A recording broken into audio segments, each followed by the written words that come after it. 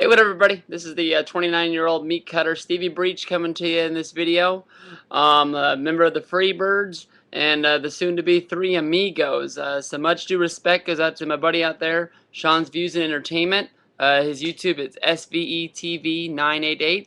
He's been pumping out good videos that I've been watching for a long time. Today he put up a video that I thought was a pretty good idea, and I couldn't think of anything to make an idea on, so I just sort of stole his. I'm going to do a video response to the top 5 returns to the WWE in the history of the company. And I had to think about this for a good little while, and I just came up with a short little list. Unfortunately, a lot of the returns are all newer returns. I'm sure if I sat down and thought about this for a long time, that I could work in some returns from the earlier 90s.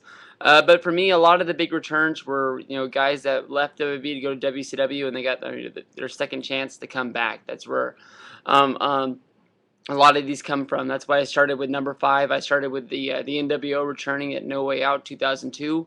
I'm sure everybody's seen this. It's as being a DVD collector, it's not a DVD that I have on my shelf, but it is the one reason that I want to have it.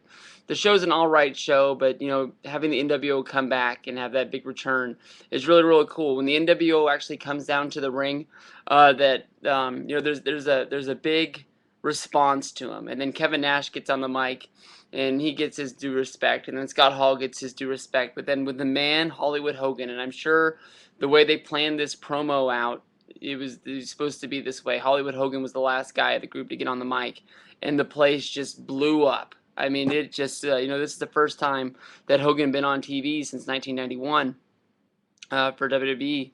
And, oh shit, I just messed that up. I apologize, 1993.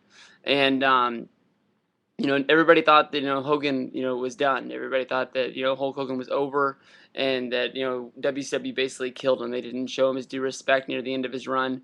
And, that was about it. But, with Vince got to that point when he decided he's going to spend the big money to bring in Scott, Hogan, and Kevin Nash. That was a big deal. It was a much needed shot to the WWE at that time, and I thought that was just crazy. And when you hear those fans go crazy for Hogan, it's not as big as in 2003 when Hogan came back to New York. I believe the show was in Albany on SmackDown. They got that big, like 20-minute ovation that they had to cut down for SmackDown because they couldn't have that much of their show eaten up. But it was bananas, and that was crazy, and that's the one reason why I want to have that D. Number 4 is a Monday Night Raw return from the man Ric Flair. Right after the invasion was done, this is a return that everybody knew was coming. It was all over the dirt sheets. It was not a surprise, but it's Ric freaking Flair, and basically the storyline was that he had bought the shares of the WWE from Stephanie and Shane, and he was now owner of the WWE with Vince McMahon. They were 50-50 owners in a split, and that's where the storyline was going to go for a long time on Monday Night Raw. That Flair and Vince were going to fight back and forth. Flair was going to have an on-screen presence. He wasn't really brought in to be the ring worker that he ended up becoming, but that was what he was going to do. And when he came out, and you heard the first woo, and Vince's reaction to that is just like Vince got shot in the ring, and it was crazy. I remember watching it at home, and I was going bananas too. I mean, it's Ric Flair, another guy that you never thought that was going to be in WCW. I love the storyline that Triple H ran with Ric Flair, and I believe it starts, that night. I mean, Ric Flair's another guy that was in WCW, didn't get the respect that he, was deserved from guys like Vince Russo. Throughout the end of that company, he was just, kicked down, told he was no good, he couldn't do it no more.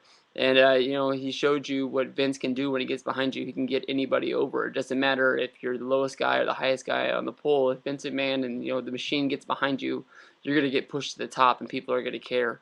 Number 3 on the list was the Triple H return from Monday Night Raw as well when he came back from the quad injury. Triple H was the biggest heel in the business, you could say, when he left. Austin had just turned heel. They were doing the 2-man power trip gimmick, so maybe he wasn't the biggest heel in the business anymore, but he was right there with them. They were running a real cool angle where they were basically just going to, take over the whole WWE. They had the Intercontinental title, they had the World title, they had the tag titles, and it was just great. I don't know if they brought Triple H back to be a face or if the fans made him a face that night, but that was crazy. That's Triple H being my favorite wrestler. That's something I'm never going to forget. and you can see the emotion in his eyes. You know, he cared just as much as the fans cared, and I don't think he was expecting to get that kind of return when he came back.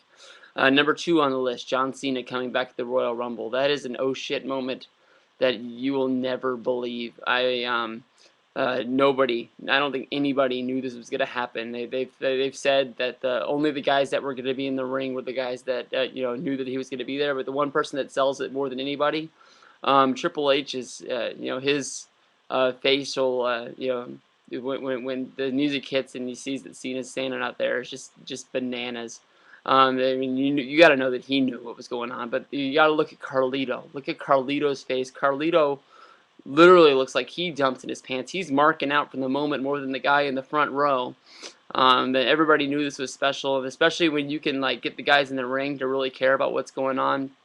That's crazy. I know it's one of Jim Nye's favorite moments. He always did that, recreating that scene every time. His channel was how he would redo that in the videos all the time, where he does that stance and comes out to the music. But that is just crazy, and just the fact that nobody knew that it was going to happen. And that leads us to The Rock. I am very, very so jealous of my buddy Luke Cage, who got to go to this in Anaheim.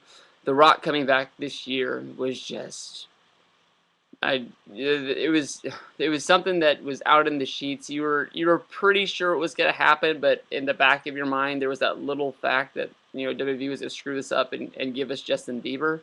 Even when they wrote it on they didn't want anybody to know. Basically, when they wrote it in the script that night, they didn't write The Rock or anything like that. Only the people that needed to know knew, and that place just blew up. I mean, nobody even really knew if he was going to be there live. Even if you were like, it's going to be The Rock, The Rock's going to be the guest host of WrestleMania, you didn't really know that he was going to be there live. A little part of you thought that he was going to be via satellite. I remember that my buddy Freaking 88 sent a text to Luke and he said he was going to be there via satellite. And those are my 5 WWE returns. I hope everybody out there likes the video. Go check out Sean's Views and Entertainment, and has a good day. Thank you very much.